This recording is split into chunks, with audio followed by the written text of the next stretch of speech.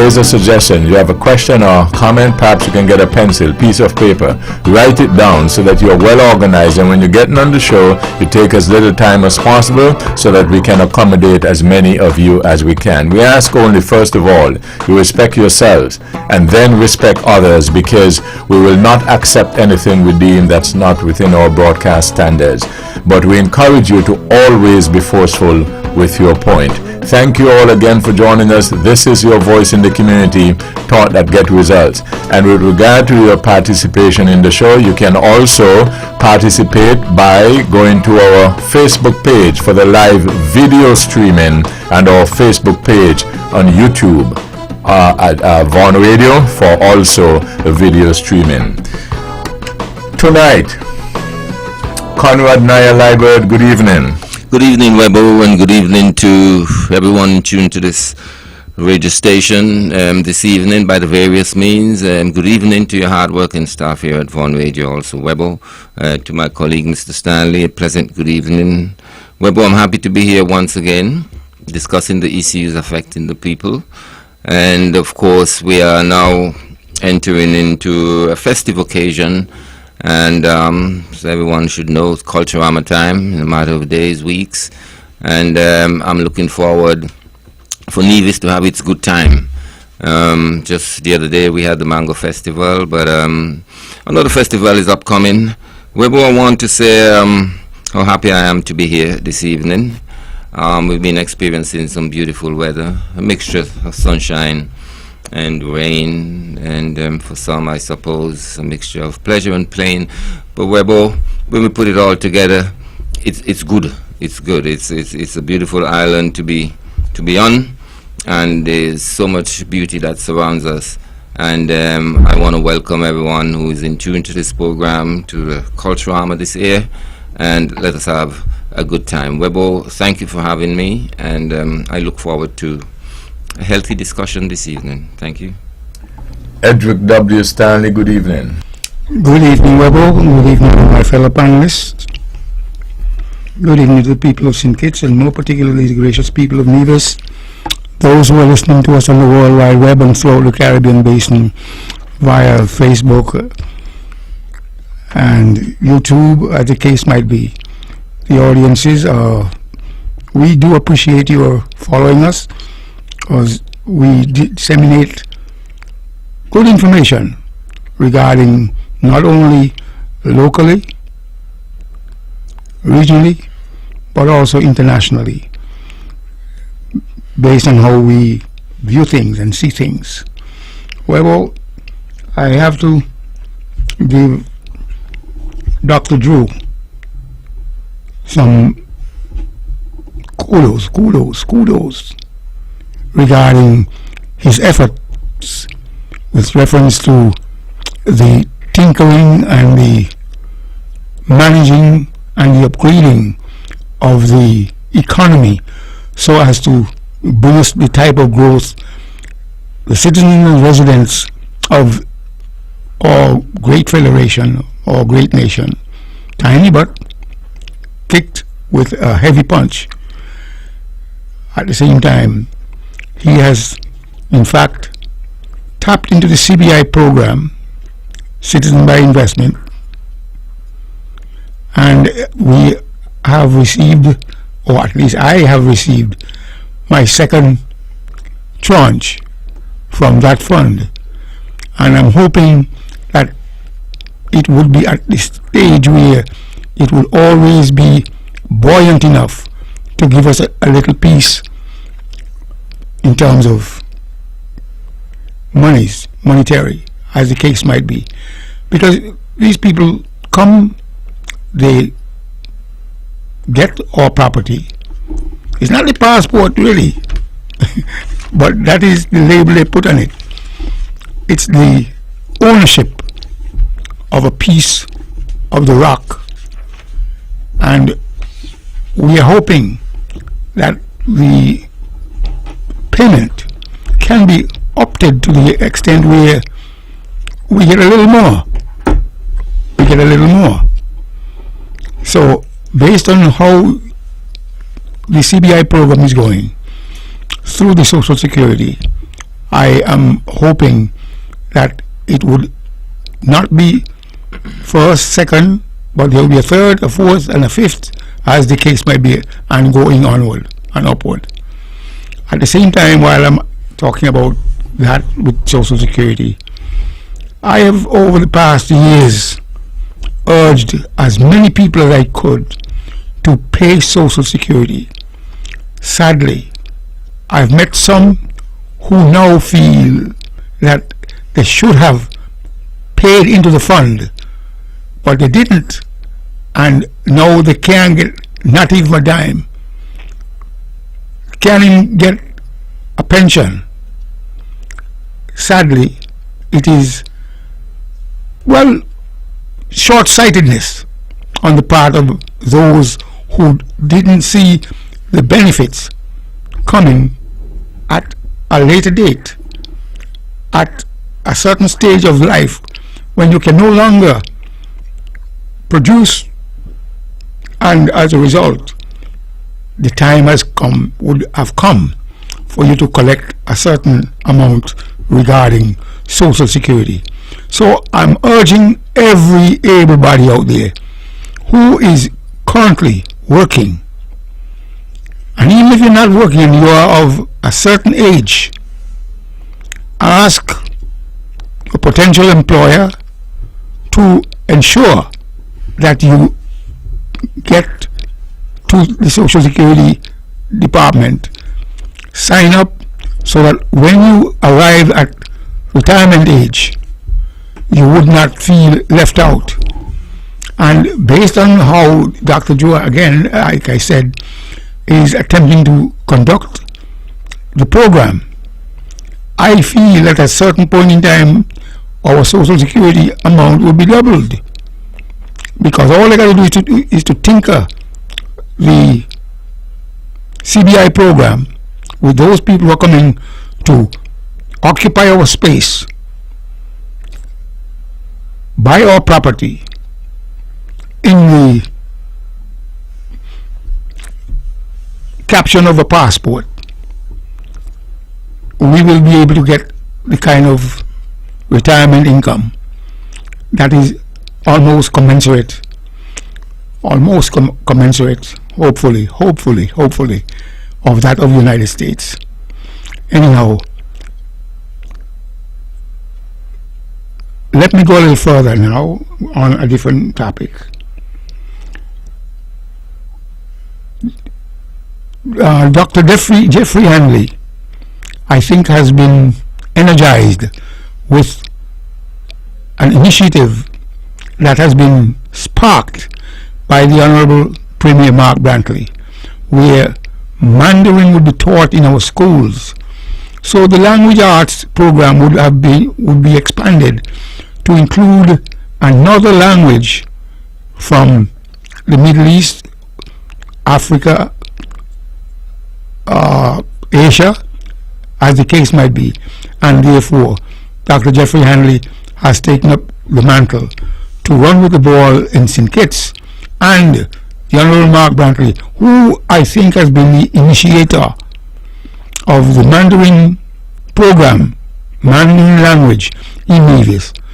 I say congratulations to you two men, two leaders, with foresight, a certain degree of foresight, because seemingly if our students, our young people are equipped with the necessary tools, they can compete anywhere around the world.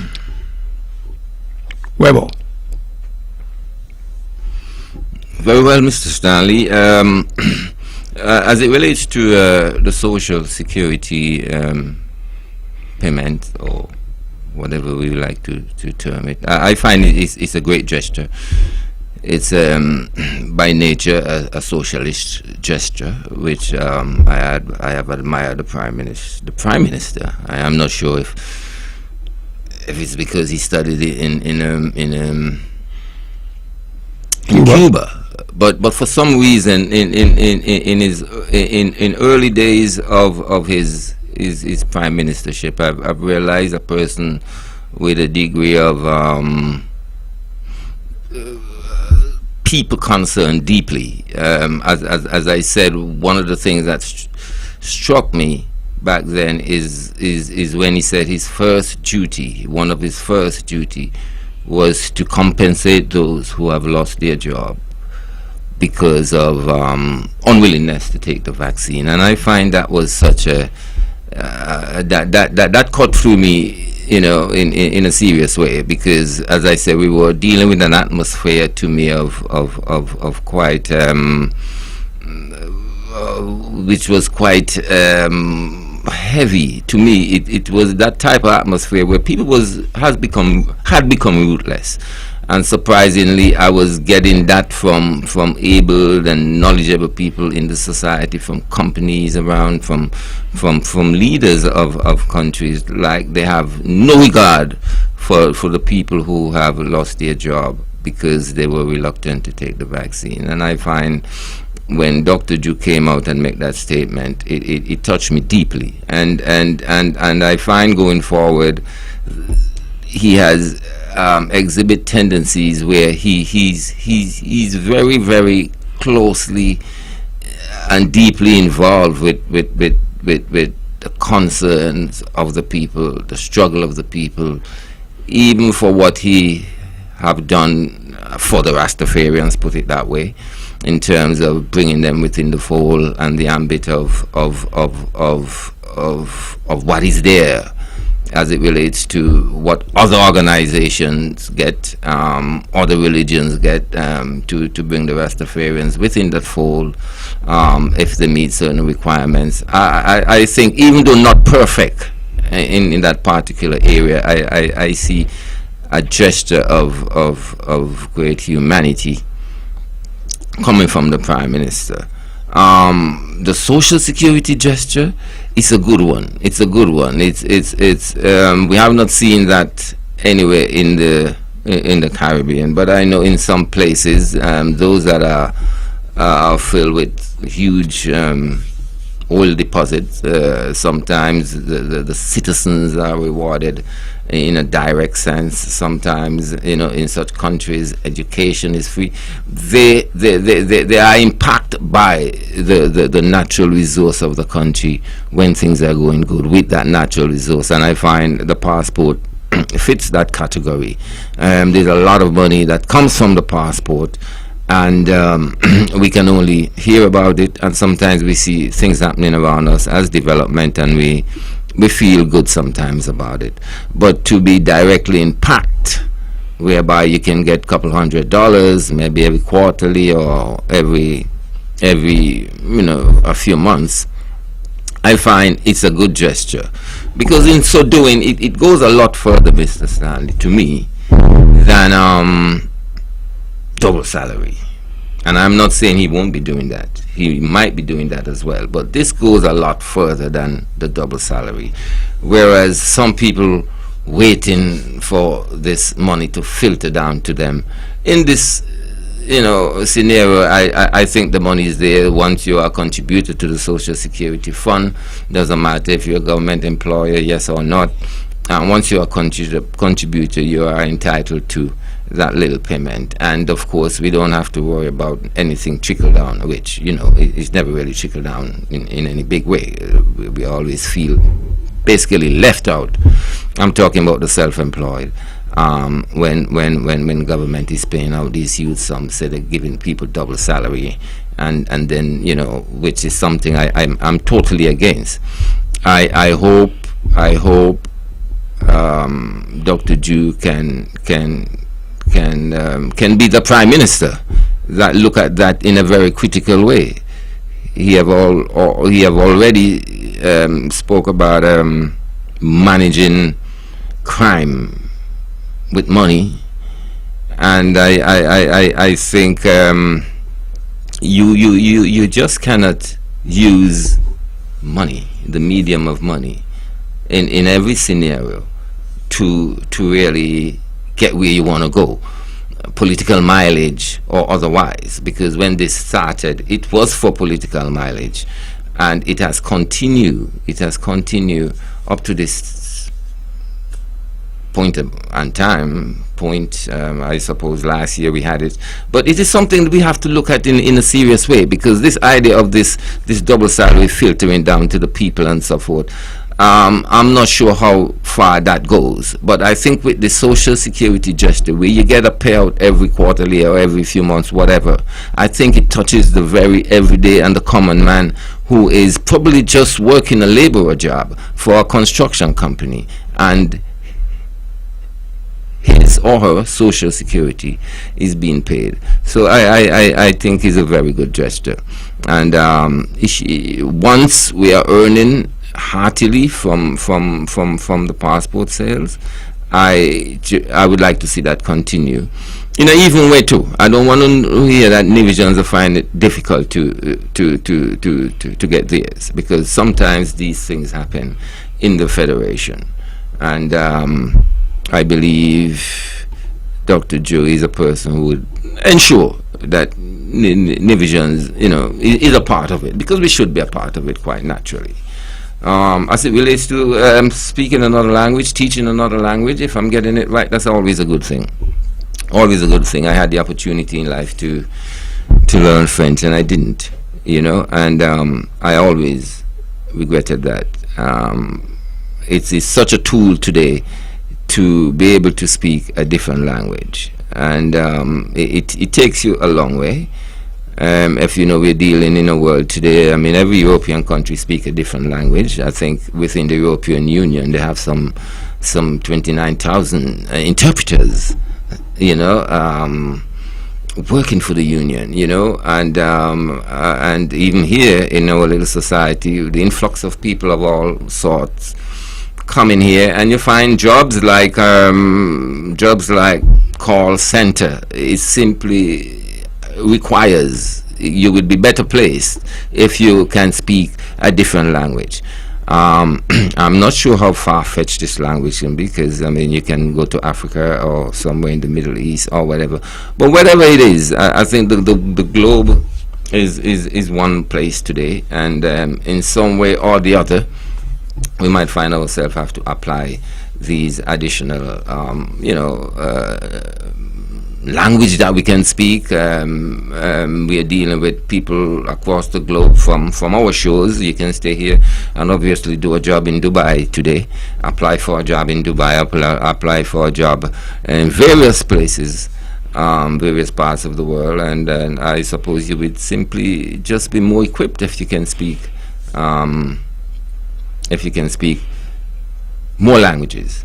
The more languages you can speak, the better it is. Even here in our little call center, of course, those who can speak French, those who come from Dominica, those who come from St. Lucia, are prioritized in a sense, because they are able to speak a different language. And so it's a good gesture. It's a good gesture, and open up the minds of other people a little more to global communication.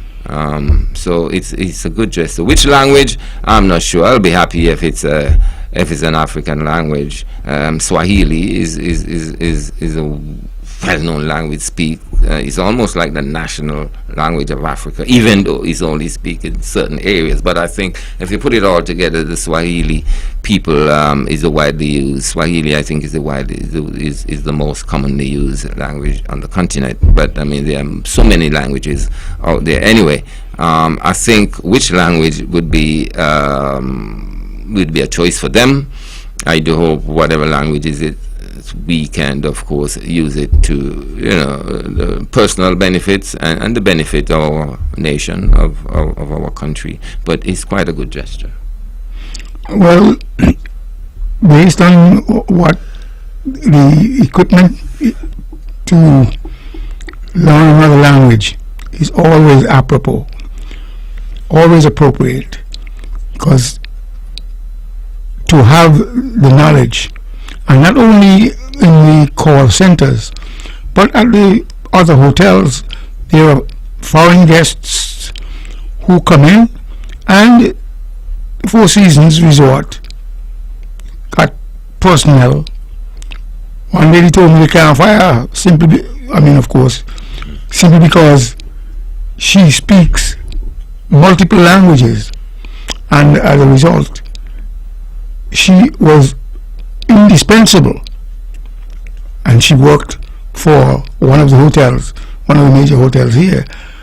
So having that extra training and learning skill benefited her, or continues to benefit her, simply because she's a linguist. And even in the courts, there are times when some of the foreigners wind up in front of the judge, who may not be a linguist, would need interpreters inside the court. So it is becoming very far-reaching and apropos, as I stated earlier, to have linguists or different languages taught to our young students based on the fact that their brain is young and they can absorb, they can learn, they can retain or remember the language or languages that they've been taught. Now, we had different languages, Spanish and French, taught at the secondary schools here in Nevis. But based on the move afoot, it is designed to equip those young minds now with additional languages. So it is a gesture which must be appreciated, and I would go further to say it should be embraced by not only younger people, because I myself would like to learn another language. I know a little Spanish, very little, but at the same time I don't know enough to communicate fluently in another language. However, it is always necessary, vital, important to speak another language. Let me attempt to address the double salary trickle-down effect. This scenario, this mechanism, could be labeled as underpayment for government workers, civil servants, simply because they have been found to, in fact, gotten X number of dollars, but when the time comes, it might be labeled political, but it could be labeled too as that they were underpaid to begin with, and therefore it is just coming due at the time of the political season, which the politicians get something for something when they give a double salary. That person who receives it didn't expect it, but always hoped that it would be coming. So based on the application of a double salary at that particular moment in time can be labeled, oh, we were underpaid in the past over that period of time when we worked, and therefore the chickens are just coming in to roost simply because the leaders have to pay up.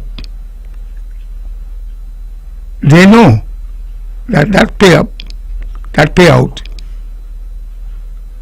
is to massage the votes, as the case might be, by all the parties.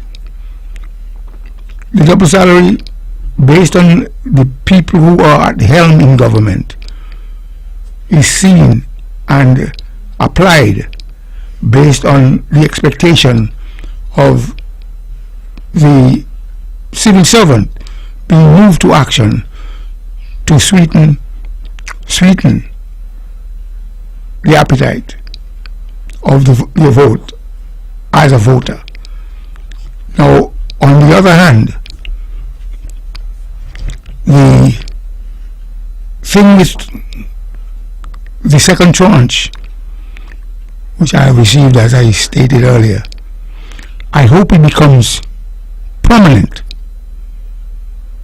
not just second tranche, but it has been labeled as CBI funds, CBI bonus, and I'm just saying it is the income of the country, and as a result it can be labeled that we weren't getting enough for social security or retirement, and therefore they have just opted to give the extra, which Dr. Drew seized the initiative and to put in the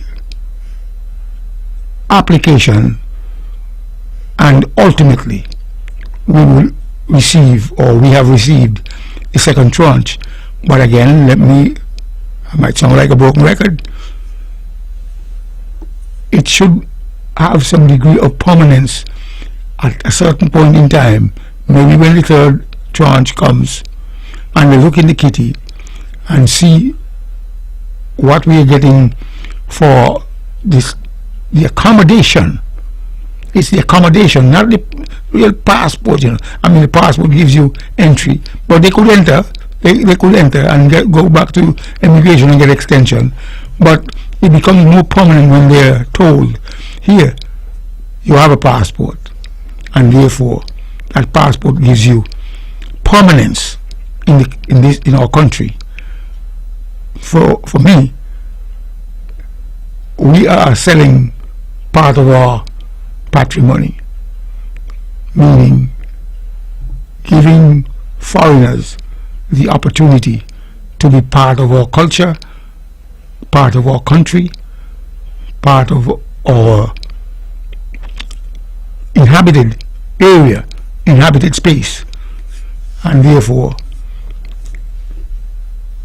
they could have been granted the application and extension, because we do not really bar people from coming from different countries, other countries, to our shores, other than Belarus and Russia, Iran, based on... What do you mean, Singhis Nevis, bar them? Yeah. Oh, yeah. Yeah. The war in Ukraine, Belarus, and Russia, Iran, you can't come to Singhis Nevis anymore. You know, well, I am not 100% certain about the prominence, but they can get our passport. Okay.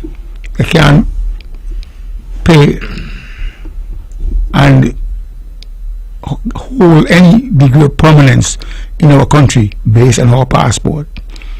So, in that regard, we bar the Belarusians and the Russians from having any prominent aspect of citizenship in our country. Now, remember the fellow Bagalam from Canada? from Iran. Bagalam was from Iran. That wasn't his name. That's the nickname I gave him. Something like that. Yeah. Anyhow, based on what's happening, he too. Anyhow, we again, they must permanently give us the CBI money, not as CBI money anymore. change the label and make it look as if our Social Security retirement income were underpaid over a number of years, and therefore they're not just bringing the forklift onto raising the payment up to the degree where we're getting, should I say, the right money now? It's hard to me for me to think that's the real motivating factor, Mr. Stanley. Look, man is a master of systems. In a sense that I don't think we were underpaid. I don't think the gesture is to compensate us because we were underpaid in terms of what we get from Social Security when we retire. I believe it's a gesture to spread that money, not just amongst the high-ranking people of the society, as they would like to call themselves, but more amongst the masses. Some of that money, because you realize in the influx of and the application of all that, you find you will make your money, Mr. Stanley, as an evaluator. The lawyers will get theirs, and a lot of people who is up in certain brackets will get theirs. And of course, the masses might get theirs indirectly because we might build a hospital and we go there for attention. But in a direct sense, the masses doesn't get anything.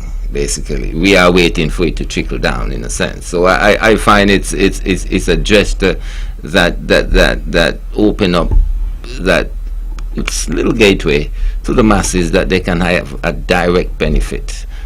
And there's no better way to do it other than through the Social Security system, because of course you have an obligation. It's law that you pay your Social Security. It's also an incentive that if you pay your Social, you will be entitled to such payout from the passport funds. I find it's a gesture to really impact the masses, and which I think is a very good gesture. Left to some, the masses wouldn't eat bread, We will just watch on, and see those who are registering and those who are agents and friends and families of the so-called elites, and the masses would just be sitting there looking at this big thing that people always say happening,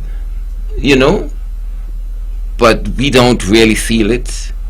We might see it happening to others and their development and their growth, an aspect of the island and so forth. But in terms of personal impact, I mean, we hear that there's lots of money in the funds and so forth. Sometimes I don't even believe there's so much money in the funds, but it looks like it's true. Yes. And for some reason, some prime minister don't want their deputy to know how much money in the funds. All kind of things going on with these funds, on the head of the masses. Okay? So I find it's a good gesture. At least if the masses don't even understand what I'm doing with the funds, at least the Social Security, we can get some little change back from the Social Security, and that make us feel a little bit a part of the equation. Make us feel better. Well, there are quite a number of self-employed people out there who should have already signed up, but the Social Security apparatus management, as the case might be, would always be out there trying to urge people to sign on. And he's doing this also when there is this concern as to what is going to happen to our Social Security system in the next 10 years. Because it's been said that it looks like we might have to increase the contribution, or we might have to extend the time period which we start claiming Social Security. He's doing this in that. I'm listening, and I'm just seeking some clarification. The CBI monies that you get via the Social Security system, does it have anything to do with the Social Security system operation per se, as opposed to just using their platform because of its organization, etc., and the data that it has. Well, quite true. Right, because I'm getting the impression that you all, not from you. I'm getting the impression that you're tying it into it. I was of the view that they use that venue, that avenue rather. It's like, how should I use an example? For instance, walk with me. If you think that we're good organizers at Vaughan Radio, and now you come up with a certain program, and you want it distributed in an organized way, and you know that we have the systems in place and the ability to do that, you ask us if you can utilize our system to distribute this thing. No, that's not what is happening there. It can be said, Webbo, but also we can erase the fact that it will yield some benefit. It's an incentive for those who don't pay, Social Security to go and pay. So you expect Social Security to have more people now willing to pay and wanting to pay because we get this quarter. Right, I get that, because in other words, if you are part of the machinery for this particular thing, you get on. Because I'm almost certain that were there another system that is in place in another part of the country or the government that could reach more people, right, in a good, organized, systematic way, they might have used that. Well, quite so, Webbo. And I'm not, even though I may have given the impression, based on my dissertation, that the Social Security is a wheel that has been invented to pay retirees, contributors, their retirement income. I would make a distinction here that the CBI funds are separate and apart from the Social Security system. And as you have rightly said, because of the wheel that has been invented for Social Security and its distribution network, they have chosen, the CBI program management board, as the case might be, has identified the Social Security board, the Social Security system, as a means, an organized means of reaching more people. But I'm hoping that at some point in time they will look at the information and the practical application of the distribution as part of the national income and give it some permanence by understanding that it is part of the nation's income, and therefore in 3 years hence, 5 years hence, it should become permanent, and therefore they shouldn't use it as what is known as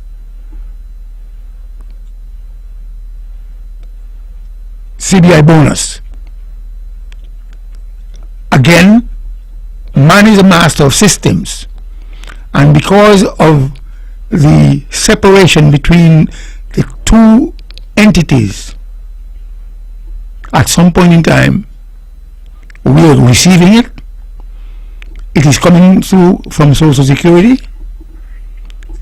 and if it gains permanence, they just change the label from CBI bonus to income of the nation, and as a result, we, the recipient of Social Security, who have been contributing, get that extra.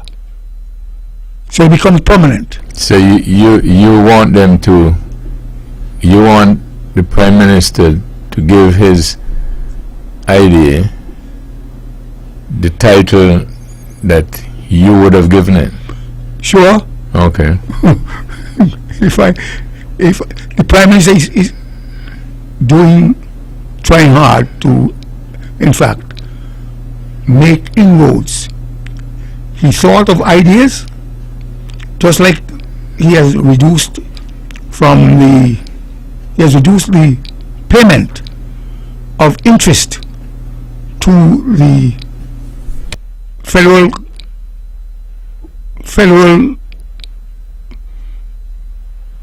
what is known as the federal,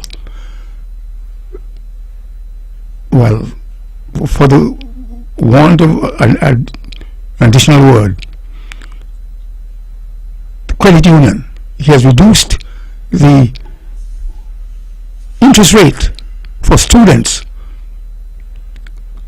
from 9% to 5%, and therefore he is always forward thinking in coming up with systems.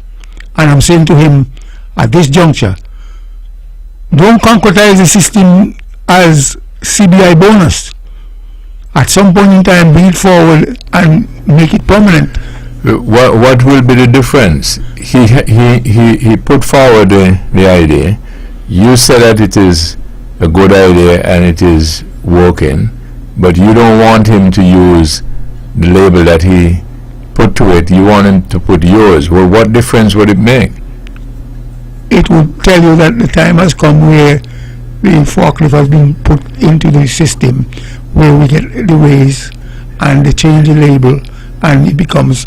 And so you will be able to say that you were the one who suggested. No. But no, work with me. What I want to know is in terms of effectiveness, right?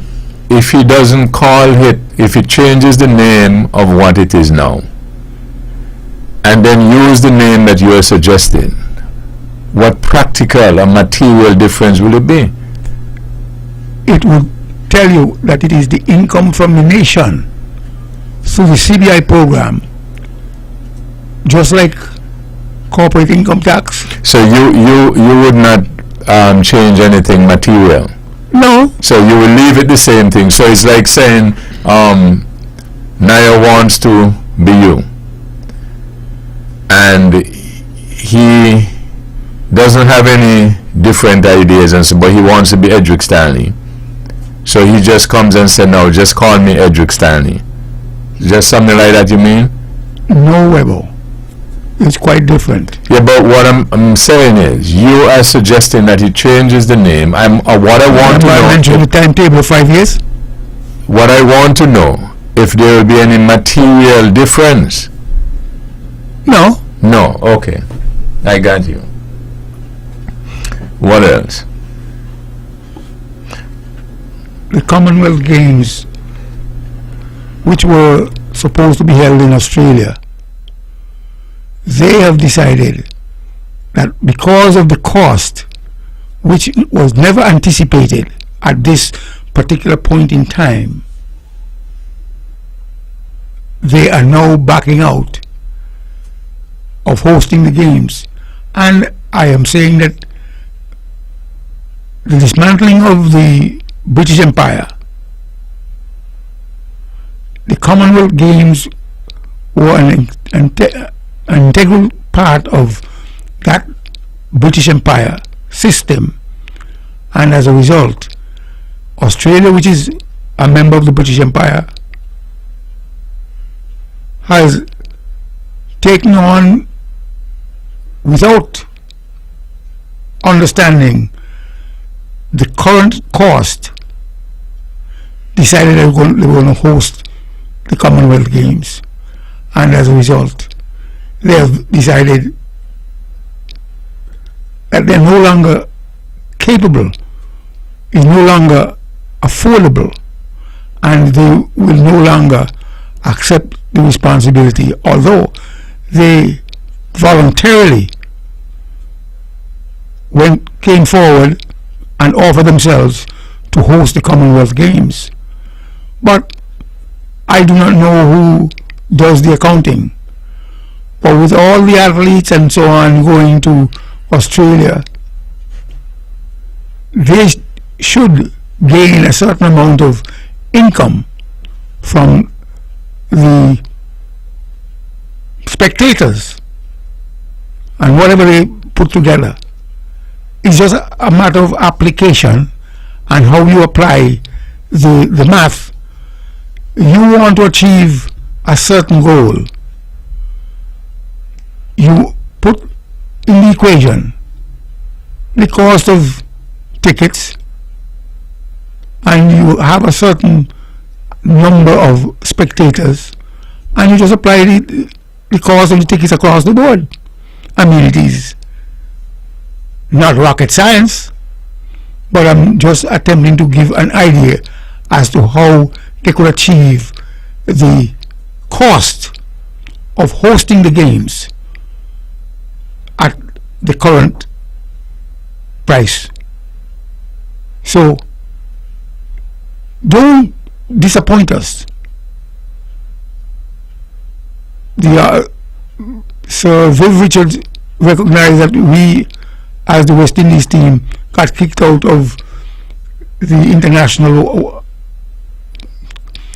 games, and it sends a message that we West Indies fans are quite disappointed, simply because it seems as though we're no longer able to step up to the plate and apply our abilities with reference to the game of cricket.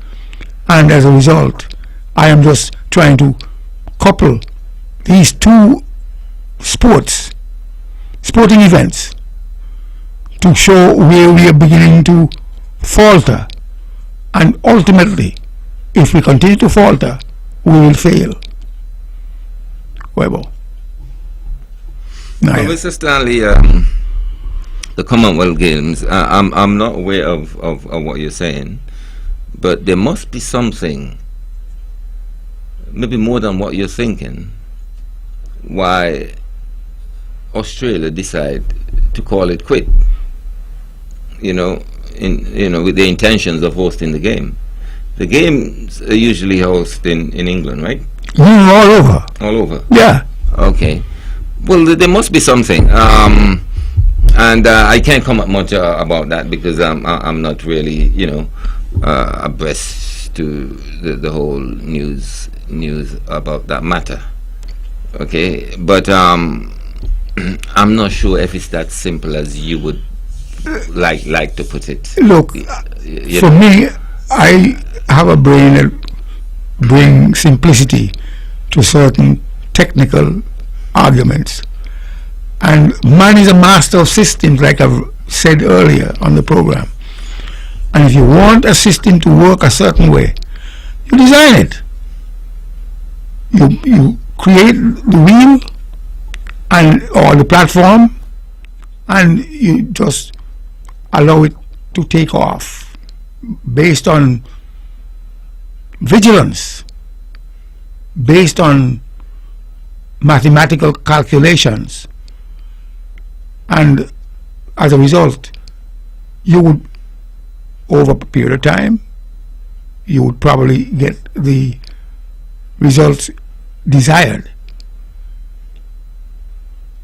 Again, I am the type of person who sees things in very simple forms. And as a result, I apply those simplicity to the desired results. Well, the Commonwealth is more alive now than it ever has been in a long time. So I don't understand why this big faltering in the midst of the Commonwealth. I don't think the King of England would like to see this happening, whereby there's this big hole in the organization of the Commonwealth Games. At this point in time, the King of England would like to see all that's good and perfect as it relates to the Commonwealth working together like nothing before, the Commonwealth yielding to its obligation and knowing that we are now working more together than ever before, because we are now about to exchange marketplaces and do more trading with each other and so forth.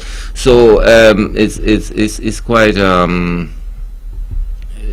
it's almost difficult to understand what you're saying, and I know it may be facts that they have declined, but the real essence and the reasons, I will stick my ears out to hear more. Well, the Prime Minister of England, which is Sunak, has said he is disappointed with Australia for coming forward to host the games and now crying foul, crying poor. So, with the Prime Minister, which is Sunak, recognizing that the games will not be hosted based on what Australia is saying. Of course, he could call for some of the billions he's got, because they say he's richer than the king. He has more money than the king. His wife is one of the owners, maybe of NVIDIA, one of the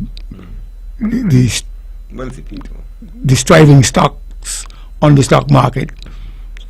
NVIDIA numbers move big time, always.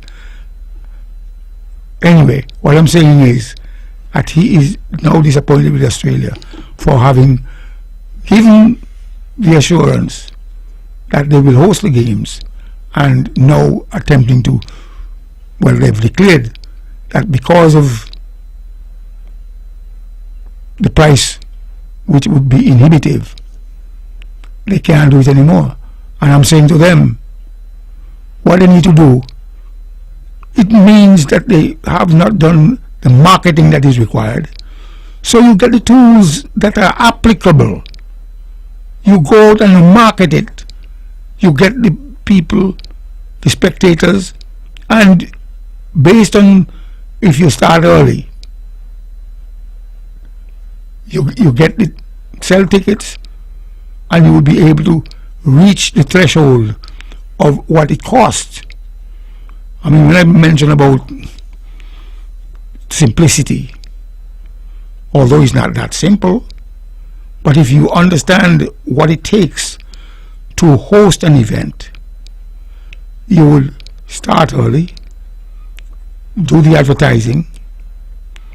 The game is based on the 56 countries in the Commonwealth, currently in the Commonwealth, and therefore you will get athletes from all the countries that are part of the Commonwealth. And if you advertise it properly, Australia is a large country. It's not like St. Kitts Nevis. We can go out and advertise and get people in the numbers to fill up our stadium in Bastia. But on the other hand, based on the size of Australia and the population of Australia, if you do the marketing, do the advertising, use the tools that are available,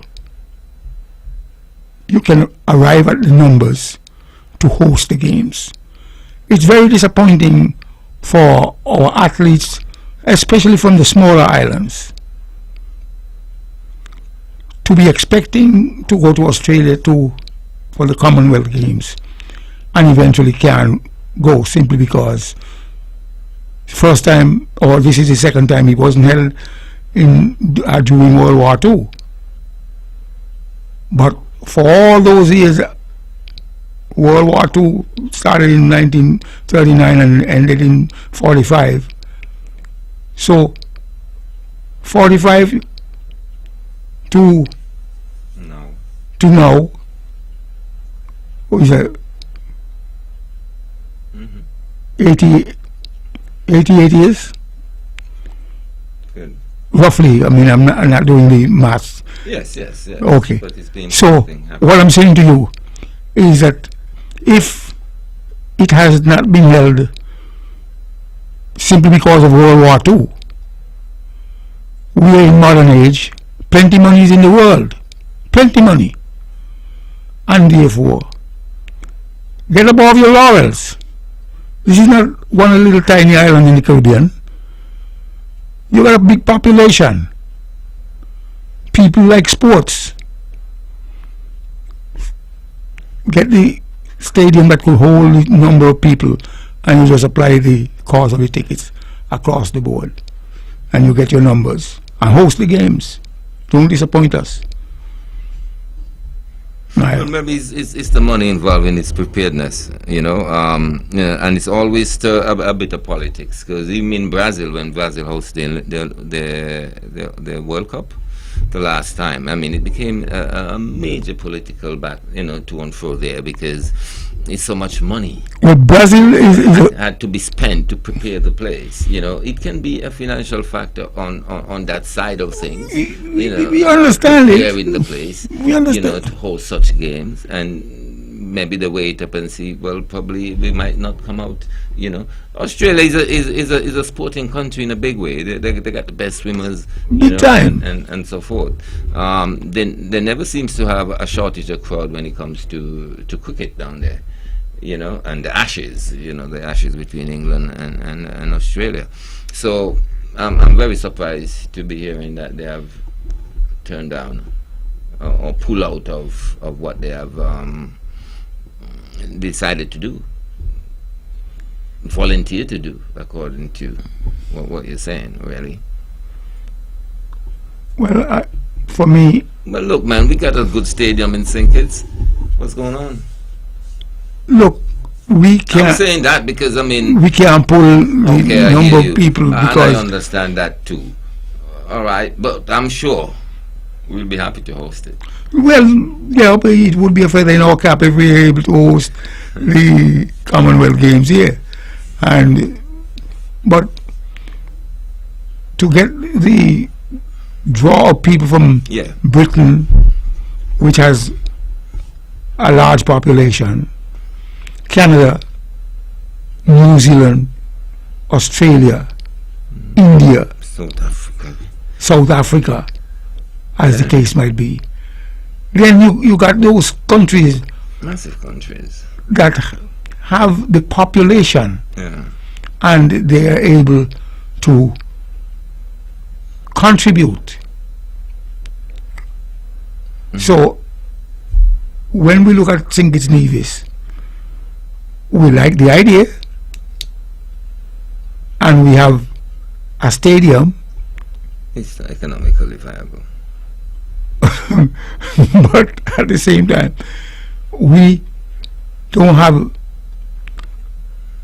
the mechanism or the tools to urge people from these larger countries that I just mentioned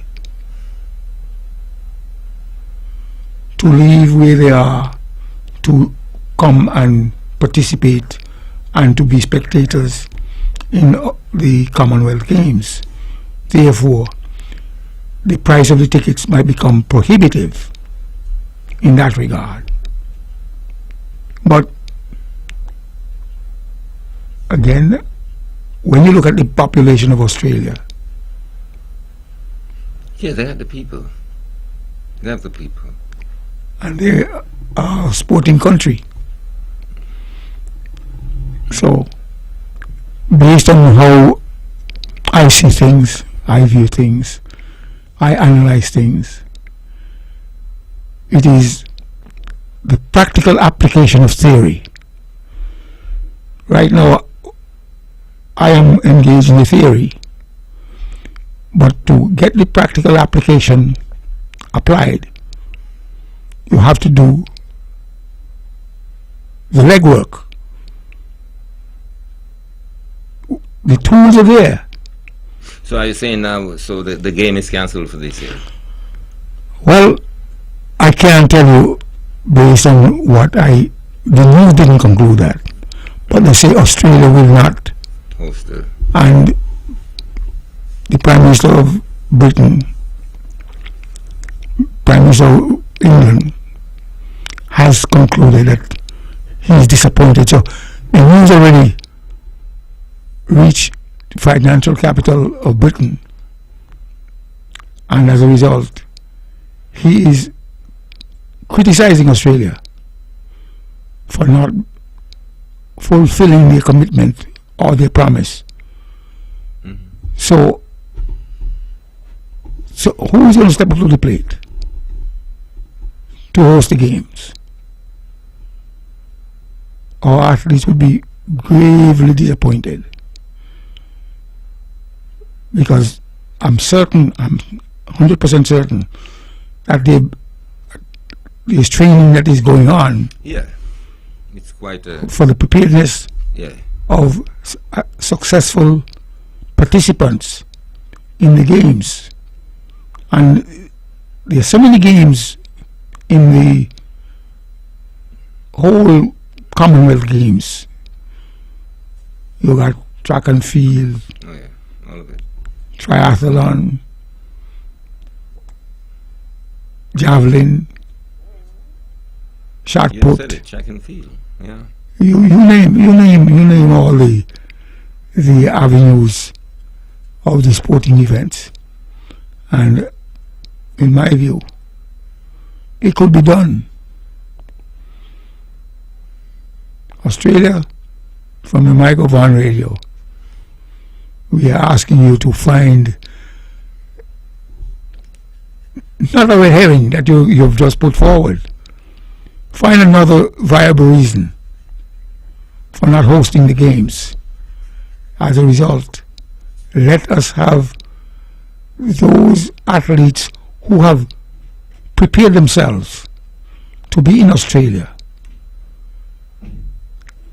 Yes, because again, there was no game last year because of the COVID. The COVID. No, every 4 years. It's every 4 years? Yeah. Okay. Every 4 years. All right. And as a result,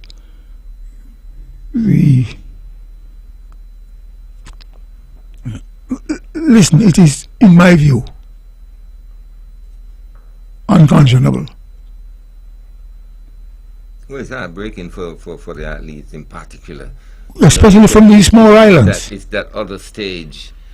From that stage, you might almost step onto the Olympic stage. Right. You know, and you've prepared yourself for many, many years to participate and maybe get a springboard from there. And little islands like ours and so forth, I'm sure we'd have our athletes going there, exposing themselves to the bigger picture of it all, and it's got to be something heartbreaking for the athlete. But as I say, I expect to hear more as to the real reason why this is probably not happening. It's a red herring, in my view. Australia just put up the just to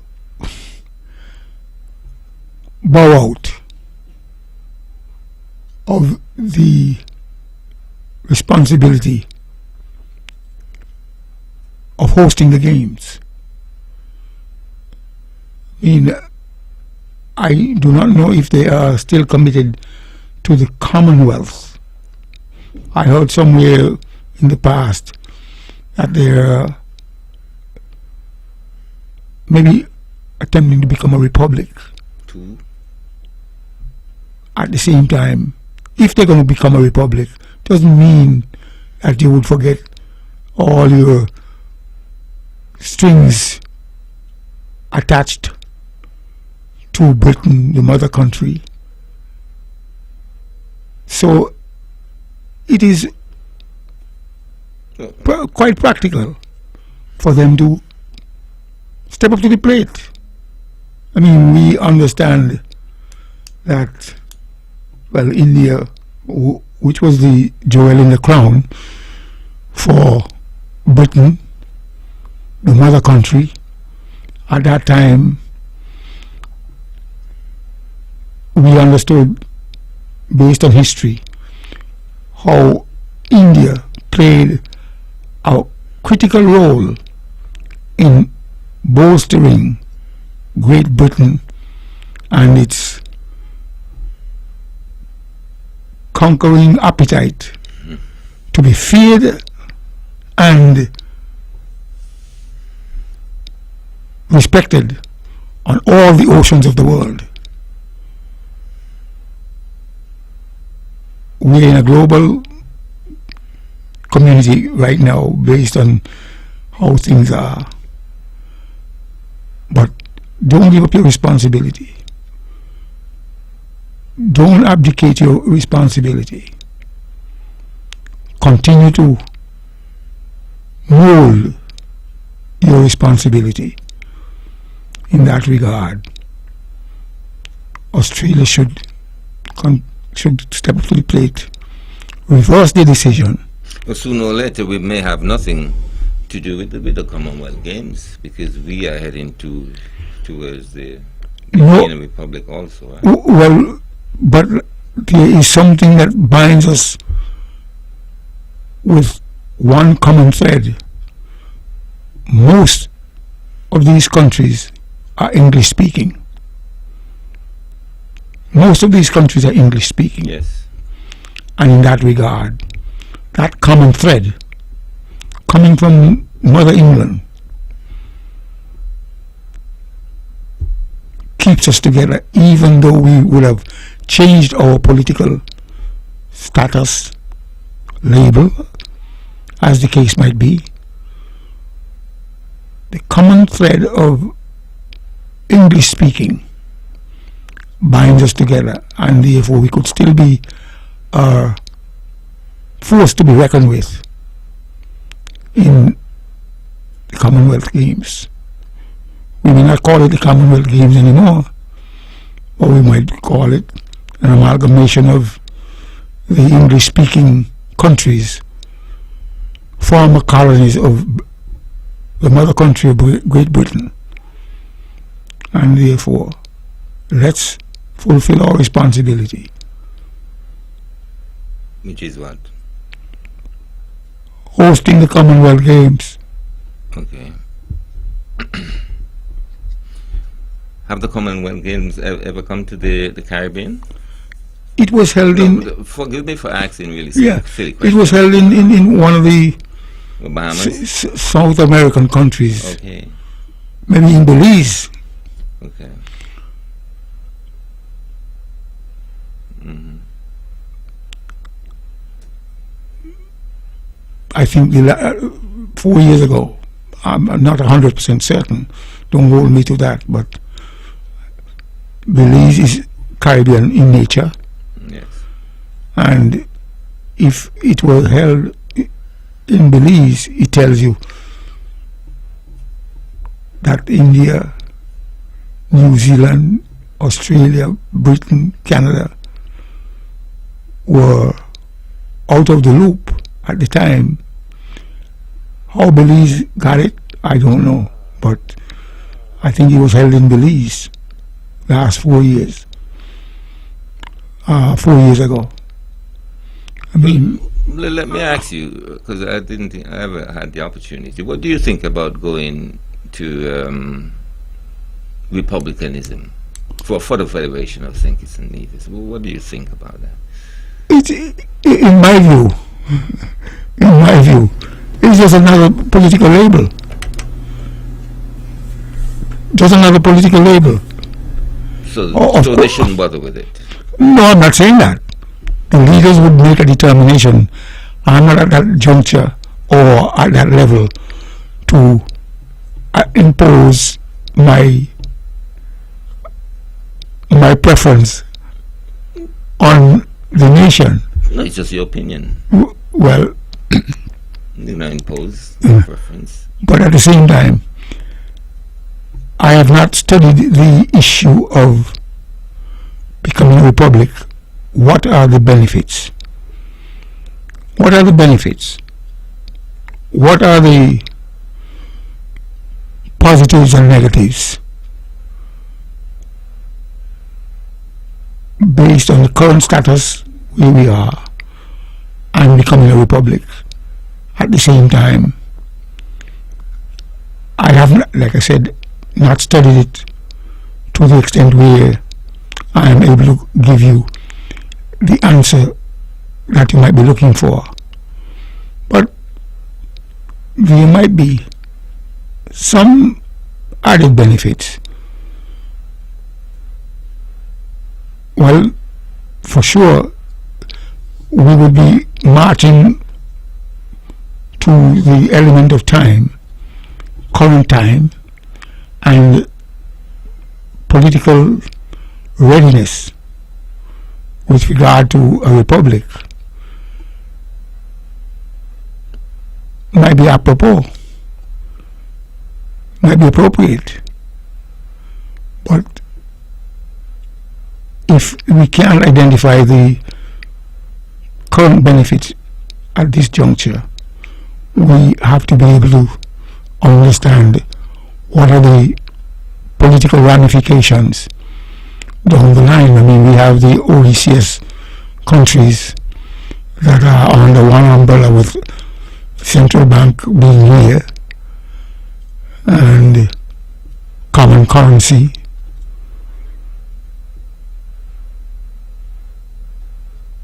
And other tangible benefits.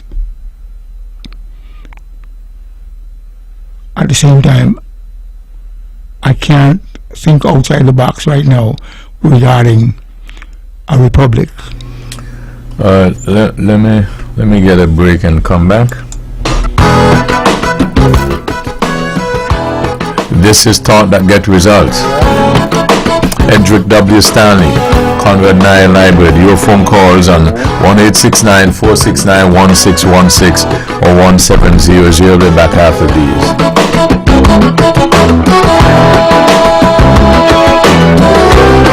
Always satisfying. Vaughn Radio, the powerhouse. Builder's Paradise is offering a large variety of floor and wall tiles at very competitive prices. Builder's Paradise has over 2 million pieces in stock, lots of different styles to choose from. Whether you're renovating or tiling a new house, Builder's Paradise has what you need. Wow! Oh, and remember, we're open all day Saturday to serve you better. This is something that you can't refuse. Visit Builder's Paradise today at the C.A. Paul Southwell Industrial Site in St. Kitts or call them at 466-4938. A 5-acre lot of land with 219 feet of ocean front is up for sale.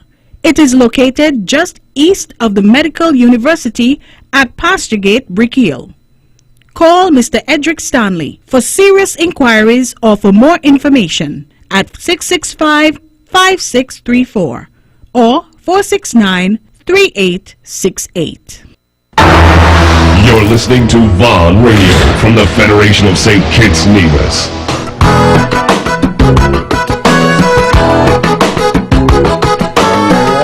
Back on this episode of Thought That Get Results with Edric W. Stanley, Conrad Nye Library. Your phone calls on 1-869-469-1616 and or 1700. Just to mention, the Governor General, late Governor General, will be laid to rest on Thursday.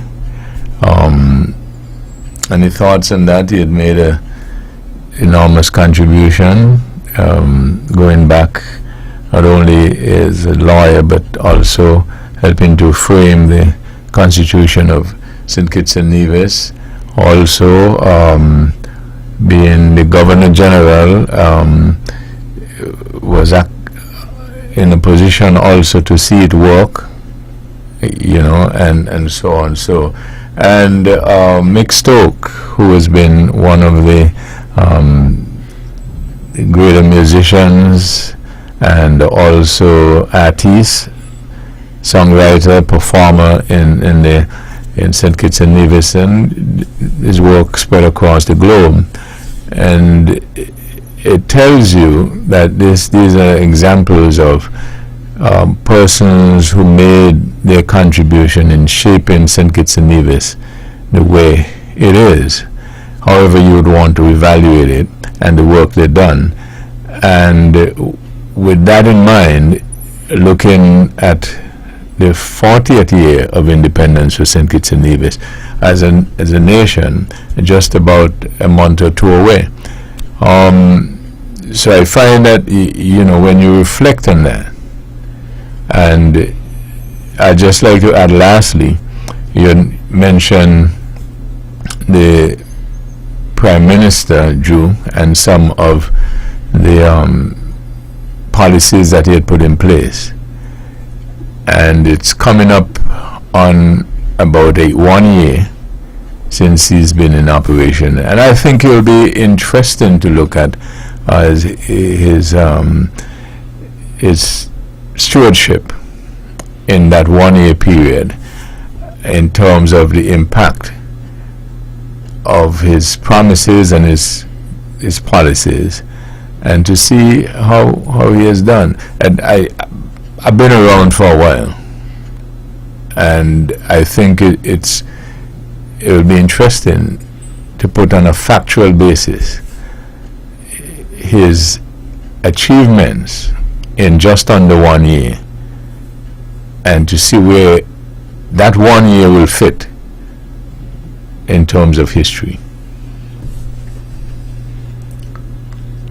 Well, let's look at the contribution of the late Governor General Sir Tapley S. Seaton.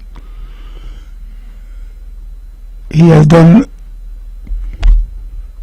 a marvelous, or he has taken on the task of the legal aspect of the government of St. Kitts Nevis over a long period of time, and based on the Herculean task of keeping the nation. Let me just get this first, and then I'll let you continue. Thanks for holding. Could you go ahead?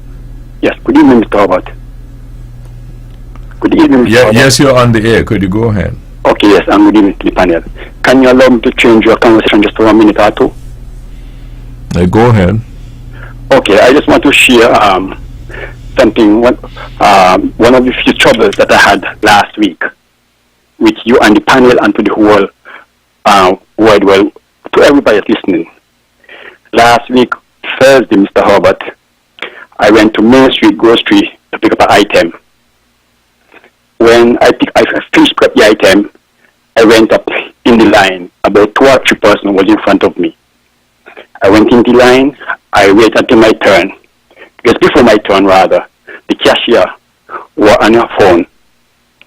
I waiting for a while. I said, Miss, people have to go work. And you're on your phone. She said like this, if you can't wait, go. If you can't wait, go. Okay, I wait for my turn, and I actually wait. When my turn, I get the item, check the item. The item came to about $7 and some cents. I take $100 from my pocket, try to get $100. He pulled the $100 out my pocket, out my hand, sorry. He pulled the $100 from my hand. I said, Miss, what are you doing? I tried to give you money in your hand, and you drop the money out my hand, you pull the money out my hand. Okay. I wait, I give her the $100. Check the item. After I finish checking the item, he gave me back $42 and some cents. I said, Miss, what are you trying to do? You thief me or you rob me? I thief like your mother. I said, Miss, but you thief, you didn't apologize to say you make a mistake. So which means you try to thief me or you try to rob me. And you went on like this. I thief like your mother about 3 or 4 times. When I make an attempt to do what I wanted to do, some people was behind of me and said, Mister, she's wrong, but go ahead, take it easy. And that's why I call it one of the few troubles that I had last week. Okay, she ended up giving me my extra $50 that she didn't give me. I walk out after the folks behind me say, Mister, take it easy, go, and so forth. Okay, Mr. Herbert, I know I didn't leave it at that. I take my change and I didn't leave it at that. I know the police officer couldn't do anything about it. But I went up to the police station. I met a female officer along with a male officer. And I state my case, just like I just state to you. And the officer asked, you know the person? I said, yes. I don't know, you don't know my name, but if I go up one day, I know her. And if I meet her on the road, I know her. He said, you finally get back your right change? I said, yes. He said, she's wrong, and I'm going to speak to her. Right? I didn't leave it at that, Mr. Herbert, and all who is listening, I didn't leave it at that. I make it my business to find out who is the manager of this business. Somebody said to me, if I want to get manager, I have to go at Prospect. I drive all the way at Prospect, in the building at Prospect. I asked, who's the manager of the place downtown, Main Street Grocery? The guy said, I am the manager. I think he's Ira, Martin or Ira something. He said he's the manager. I state my case. I tell him, and I tell him, as a matter of fact, I said, look, my mother is 97 years old. I tell him here in the store. And I tell Ira, so my mother is 97 years old. That young man do anything about my mother and call my mother thief. And if I had do what I wanted to do, I might have been in prison with a laptop, right? And the young man said to me, I gladly didn't know what I want to do. She's wrong. I'm going to talk to her. But I put it in the ear tonight. Everybody could hear the customer service that we've been getting in Nevis. I thief like your mother. My mother is 97 years old now. And she cost my mother thief. When she hold up, I don't know if she's willful, but she didn't apologize, had my $50. If I had took my 40-something in restaurant, I put in my pocket, she'll have my $50. I'll put up to today, she hasn't apologized. Right? So I just want to share that with all who are listening, and to you, Mr. Herbert, and the panel there. Okay, have a good night. Caller. Hello? I could ask you a question? Yes, sir. You said you didn't know her name. No, I didn't know her name. Right, but if you see her, you would know her. Yes, sir. But you know how, so in other words, you know how she looks. Yes, sir. Okay. And when I talked to the manager directly asked me, she cashed down in the corner. I said, yes. He said, okay, I know exactly what you're talking about. You don't have to go no further. Mm-hmm. Okay. All right. Yeah, I appreciate you sharing that with us in terms of, you said, discussion of the customer service. Because, right. Yes, I just thought I was sharing that tonight, Mr. Herbert. Yes, thanks very much. Okay, thank you. Right. Yes. I find that's interesting. What do you think? Well, he mentioned that all over Nevis he would like to establish that the service we are getting is not apropos. At the same time, that is not a correct statement. But at the same time, the attitude of certain people shouldn't be placed in a business place where they have to interact with people. There is a little line from a book that I read, and there are people who are better served to be around building of concrete, nothing else,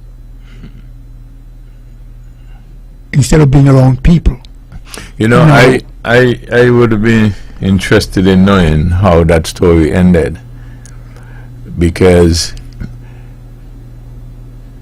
he said he spoke with the manager who said that I'm going to deal with it. Now, I think he said that happened something last week. What I find is interesting, and caller, you can call back if you're still listening and let us know whether or not the manager or anybody did follow up with you to suggest, well, okay, we dealt with the situation, so on, so be the case, or what. Because I'm going to say something, and sometimes when you speak out, or you speak the truth as it is, you get hurt, but it's the only way I know how.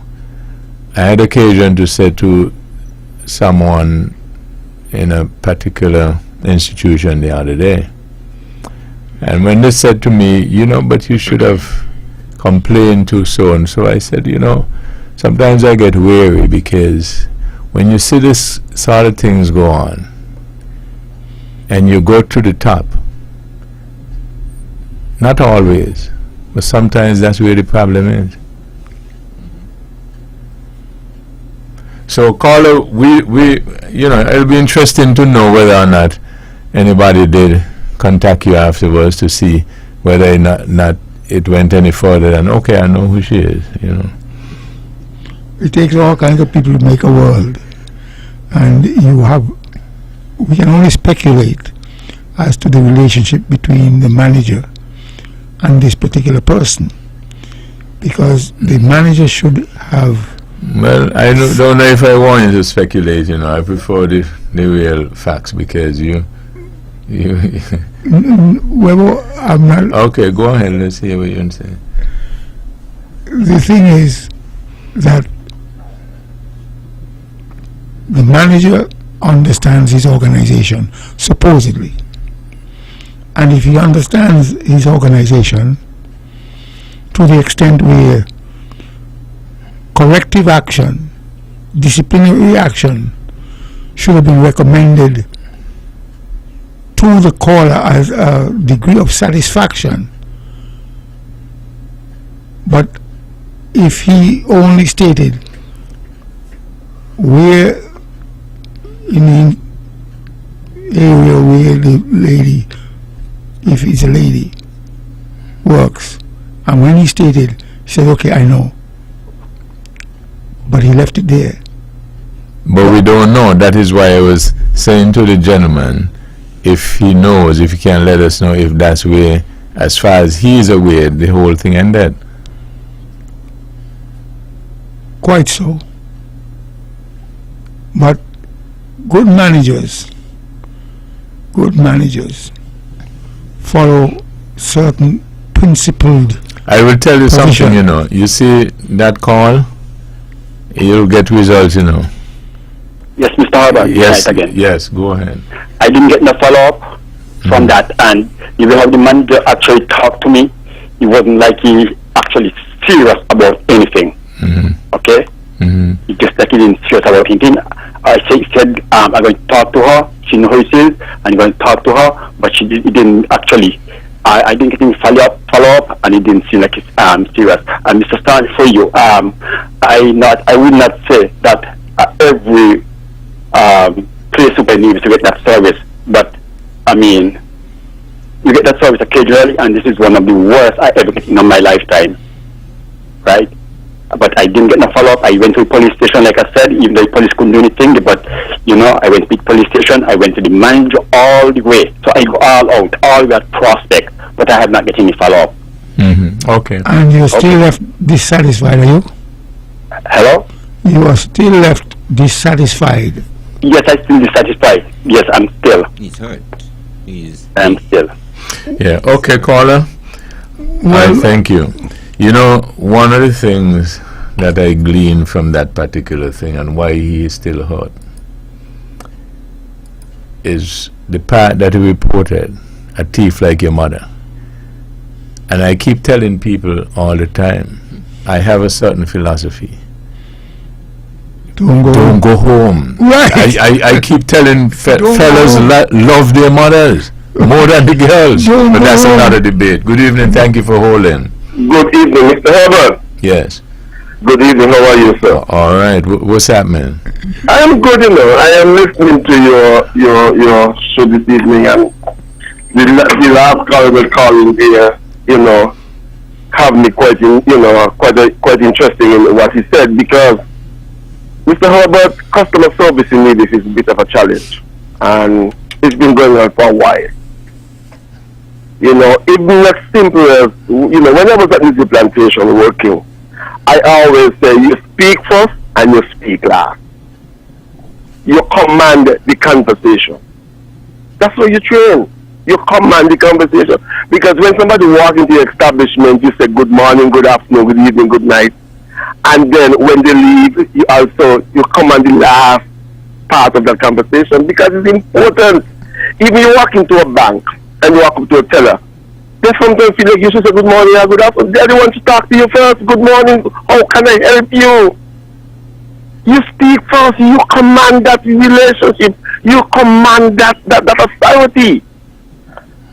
So, so customer service in needs a lot of work.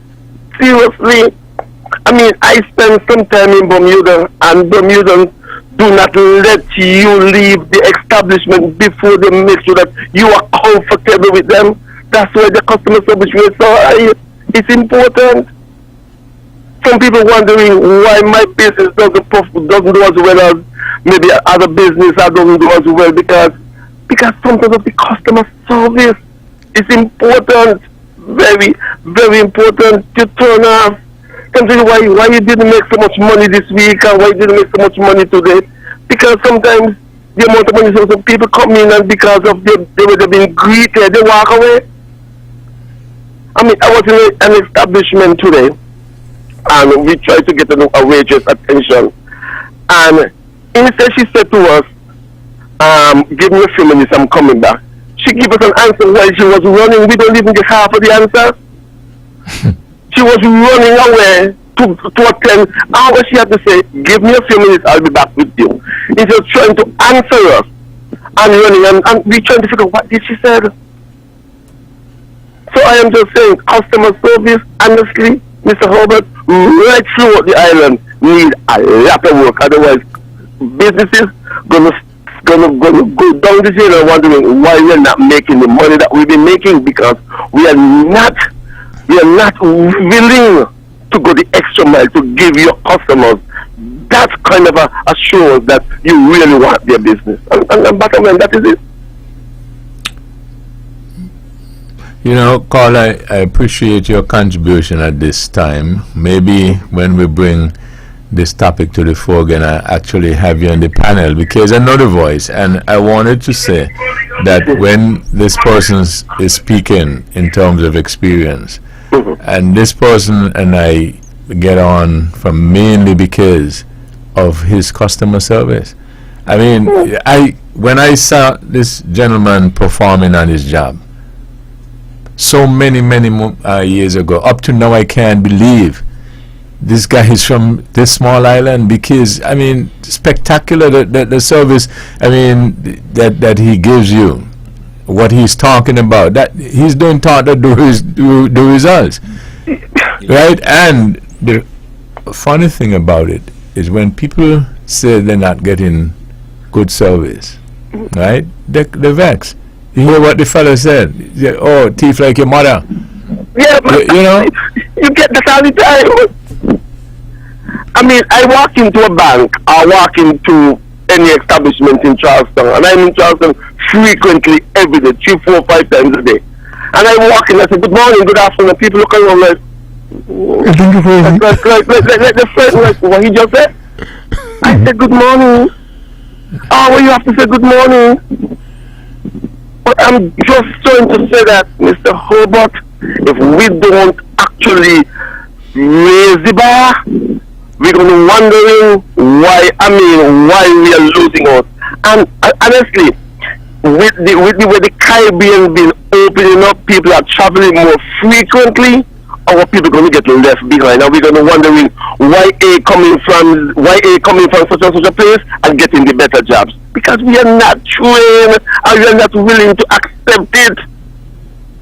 And when you try, they think that when you try to play, who he be? It's not that. You know what I mean? Somebody come to you and say, say to you, I'm trying to find where TDC is. Oh, if you go up the road, turn left, turn right. Mr. Herbert, in Nevis small, Charleston small, 2 minutes, 2 seconds. You could actually walk around and point into the building and show them where TDC is. And it's done. That they might bring back 5, 10, maybe 20 people back to Nevis. But we don't willing to go the extra mile.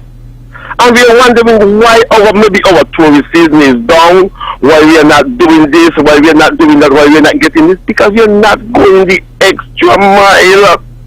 And we need to pull our socks up, as my mother will tell you, pull your socks up. We need to get better.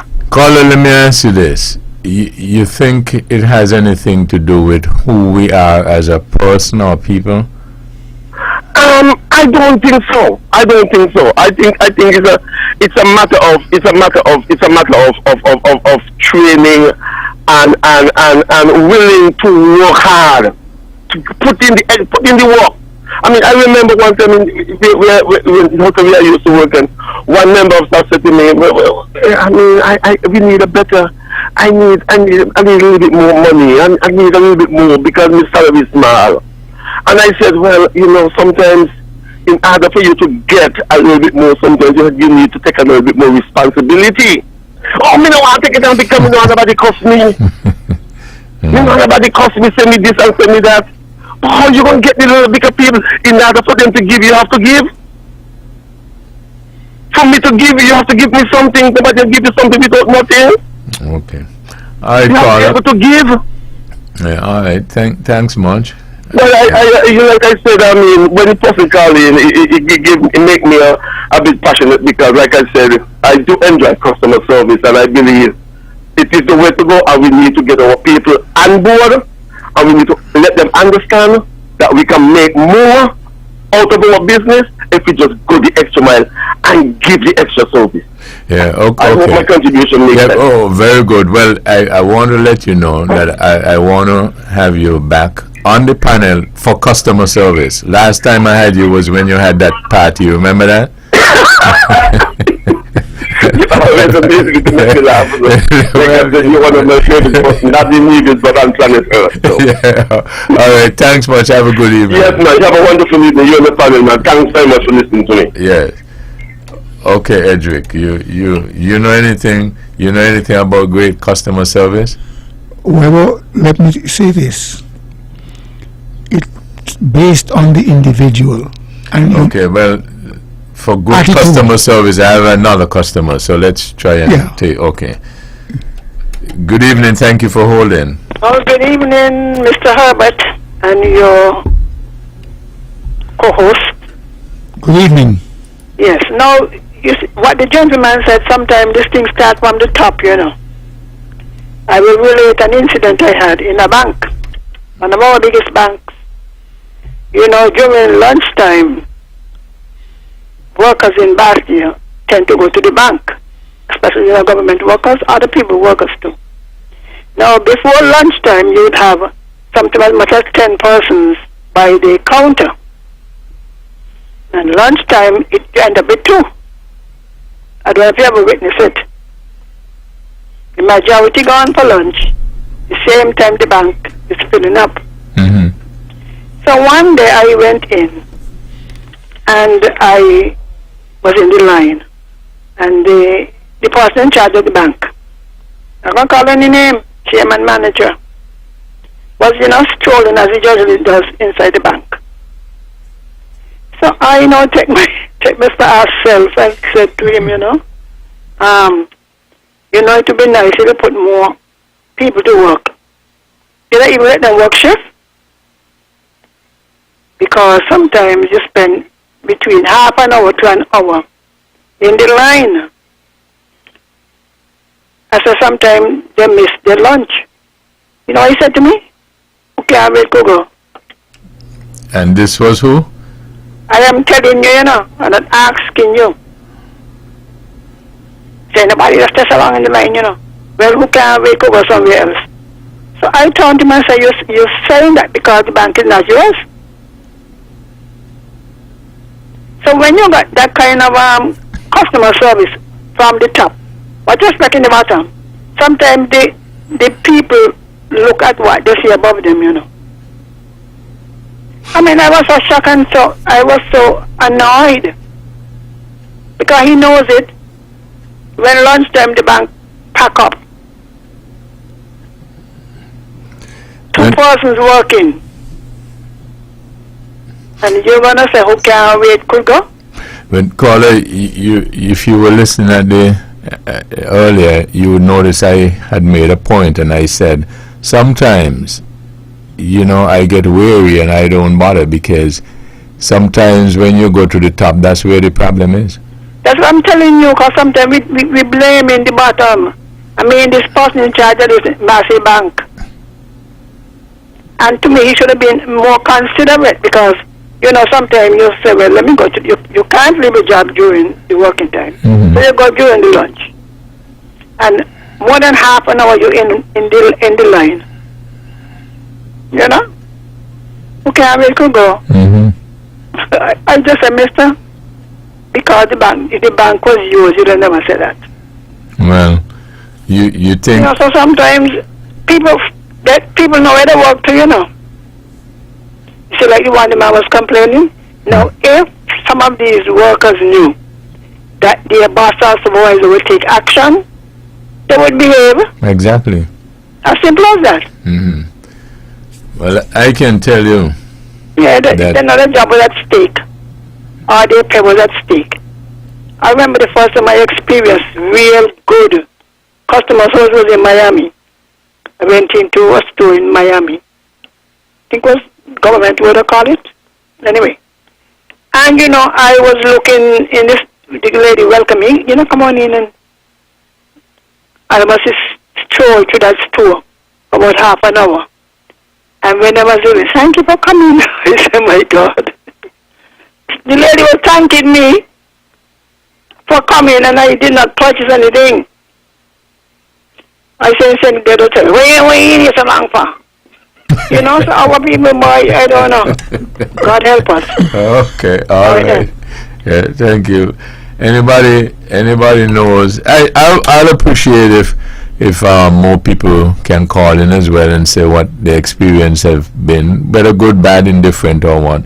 But anybody can tell, if you know me well enough, what has punctuated my brain for the night? Nobody can tell? A thief like your mother.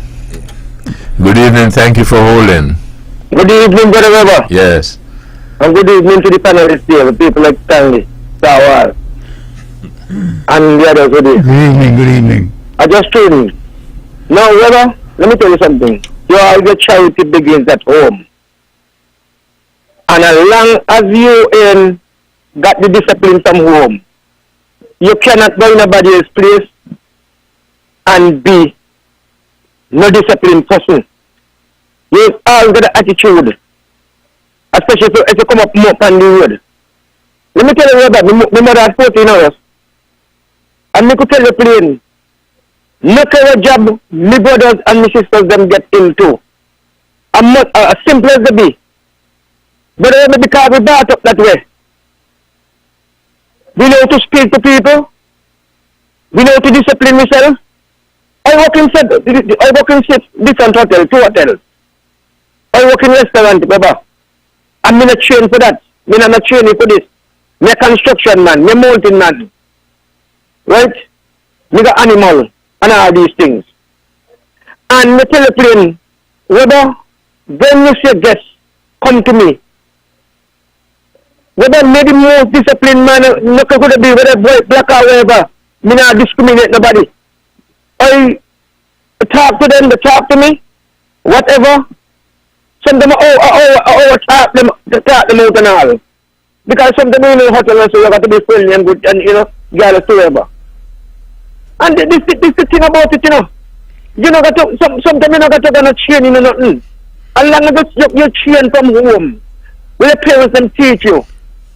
You know got to go come and talk about you going to know about train to meet people because you don't want to speak to people. But you see, it's the most attitude. The most attitude because some of them abuse the mother home, abuse the father, abuse the children them. They don't know to speak to the children them. So if they don't know to speak to the children them, when they go in any establishment to work, do you believe that they're going to kind of discipline or got any customer attitude towards those people? Because if they were, it's a brought up. You want to say something better, Webber? No, I listen and I appreciate your contribution. Yeah, it's about it, whatever. I see it all over Sinkage in the same way. You're going, up to the door went in an establishment. I met a young lady who know. I said, Ladi, man, put on a smile, man. Put on a smile, do something, no. Now, go to the face, no. Man, when you go home, I said, because when you go, man, listen, listen, that's why I can't get promoted. I don't get promoted in your job. Nobody going to think, watch I am promoted. Check the truth, she when you go home. And when you go home, and she tell me that don't work yet. And these are the kind of thing with a think and with a that, So, whether I want to somebody get a chance, man. I wonderful program as usual. I want to thank God for the Federation of Thinking Me with a country we're born into, live into, and trying to do well for myself and for others. I'll reach out to them. Good night, Baba. Good night. Okay, thank you. My brother Lewis, George Fuller, and boy Pat. Good night. Okay, thank you. Have a good evening. Yeah. Yeah, we have a problem, Webbo. It's a problem. It's like today must be the day of bad service. Well, I make sure I get good service tonight. Good evening. Thank you for holding. Good evening. Yes. Sometimes I wonder if we're not working at cross purposes. Huh? There was this. I know we normally think of ourselves as welcoming and friendly and so on. We hear it all the time. We see it in the shows, etc., etc. But really, compared to some of the other countries in the region, we really are not, And I don't know if it has anything to do with the fact that we got into the service industry late.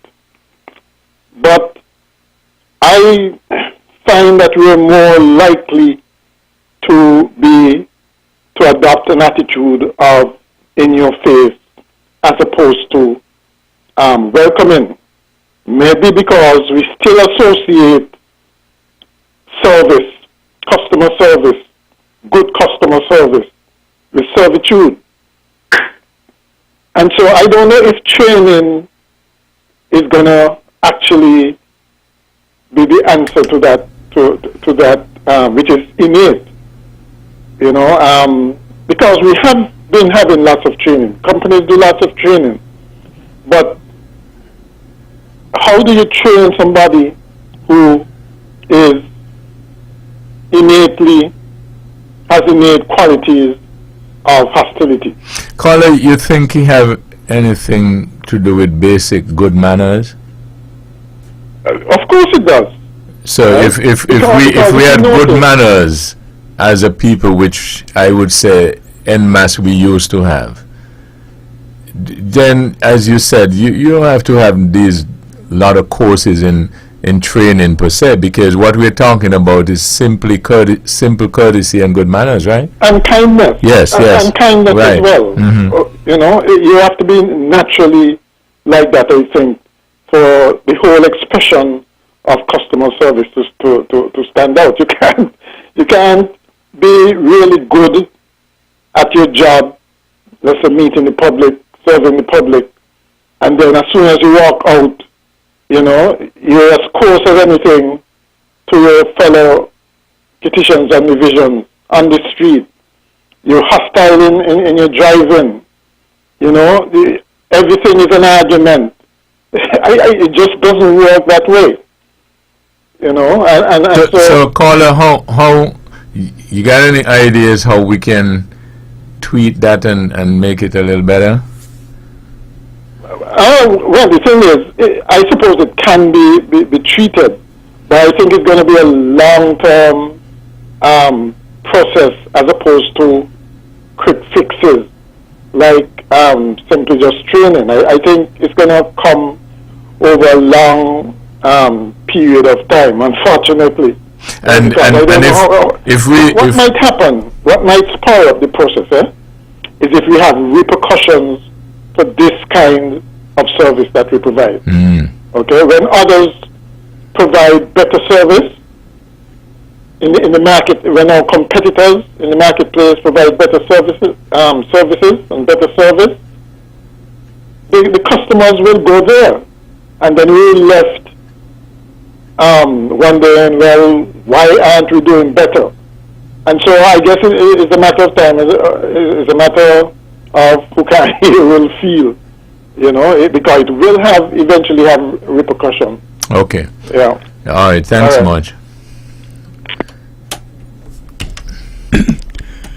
I left here at age 19, and the very first job I got, which was 2 days later, I landed in another jurisdiction. And the first night I worked, I picked up $37 in tips as the caller whom you know from that hotel establishment, whereas the employee was asking him for a little more.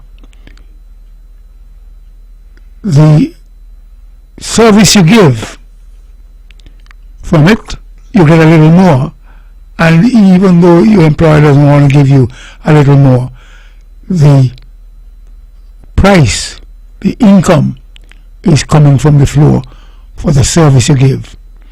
Now, I saw a story on American television, it might have been ABC, about 2 weeks ago, and they were making a good point, a strong point. And they said that what happened was they had a pizza delivery person and to deliver a pizza. And the tip was about 75% of what the pizza cost. Right? 75%. But pizza is probably $20. So the pizza, maybe, the tip was probably right. And when the young man got the tip, he looked at it and he said, "Nice house for this tip." And so the people around the table were giving their little opinions in it. Right? And one said, but he doesn't know if anything left from the bank payment for the house. Another one said he was rude. Another one said he was well taken care of in terms of the tip. But it's just making the point of his viewpoint in terms of he should have gotten more money. Because of the size of the house. Because of the size of the house and not the service that he did. So a lot of the times people, he wasn't perhaps looking for a tip based on the service he provided. He was watching what he thinks that the person have, and that also is part of a problem. You go to work for somebody, you think that they have something, so you don't really want to be paid for what service you give. You want half of what they have without doing what they did to get it. Your judgment could be warped based on those. Good evening, thank you for holding. Yes, Mr. Herbert, quickly again. One of the things that I noticed in some of the supermarket, you go into the supermarket and you ask somebody on the floor, where can I get this? Go to the aisle 3, go to the aisle 4. They will never take you there. Mm-hmm. That's one of the big problems I have as well.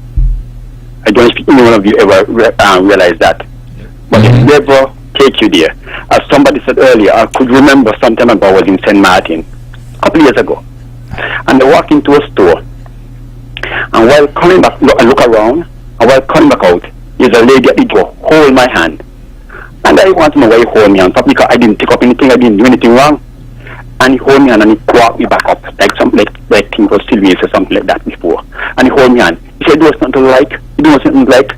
And I look around and I said, no. But that shows you how they treat customers in some other island. You understand? Mm-hmm. I just think of saying that because your time is running out. Yes. Right. Oh, okay, thank you. It is the attitude of people who make them who they are and what they are. And you don't have to be trained. It's just supposed to become natural based on what you learned at school, moral instructions, and home training. Edric, let me take this quickly since I've been asking people that we want to hear from them. Yes, do it quickly. Can you hear me? Yes, go ahead quickly. I was thinking we could have a national campaign to promote it. In Barbados, it is pride and productivity. They take it seriously. Mm-hmm. Mm-hmm. So when they're serving you, to me, even Jamaica do it, to me, give the best. You only got to peep. Come miss. Come more darling than mother you get. Mm-hmm. Come mother, come auntie, come sister. Mm-hmm. And they go to their way, If you try to buy something, don't Harper Tree, Jamaica Harper Tree. Mm-hmm. Where they have this mall. You go to buy something for one and they don't have, wait here darling, and they call Mary, you know what I mean? Mm-hmm. Or when they realize your accent, oh, you're a Caribbean sister, you're not going to give you a discount or something, maybe they'll know, but it sounds good. Yes, yeah. So I was thinking that maybe to solve this thing is if we could run some campaign. But the first thing we got to do though, and that's why I ask people to weigh in, and maybe next week or whenever we're here again, maybe more people can weigh in, because not everybody agree that we have a problem, Right, so that's why I say run a campaign. No, because some people think that the service that you may be calling poor, some people may think that's great service. No, that's not. But it make you wonder if some of them ever go anywhere with experience better customer service. Okay. All right. All right. That's then. our last word. This program repeats at 10 o'clock tomorrow morning following the VON News Minute. Join the Honorable Mark Brantley tomorrow evening at 8 o'clock for On the Mark. Thank you all again for joining us. This is your voice in the community. Thought that get results. You all have a wonderful evening.